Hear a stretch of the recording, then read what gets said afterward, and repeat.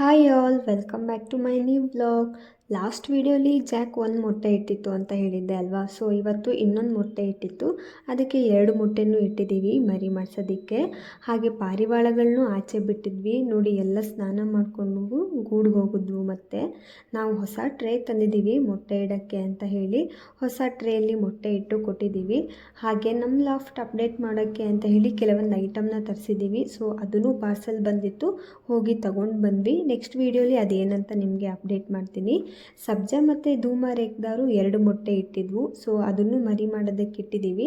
ಹಾಗೆ ನಮ್ಮ ಡುಬಾಸ್ ಮತ್ತು ಚೀನಿನೂ ಮೊಟ್ಟೆ ಇಟ್ಟಿದ್ದಾರೆ. ಸೊ ಅವ್ರದ್ದು 2 ಮೊಟ್ಟೆ ಅಂದರೆ ಇದು 2ನೇ ಸತಿ ಅವ್ರು ಇಟ್ಟಿರೋದು.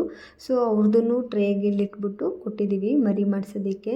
ಸೊ ನಮ್ಮದು ಲಾಫ್ಟಲ್ಲಿ ಆಲ್ಮೋಸ್ಟ್ ಎಲ್ಲ ಪಾರಿವಾಳಗಳು ಮರಿ ಮಾಡೋಕ್ಕೆ ಕೂತಿದ್ದಾವೆ.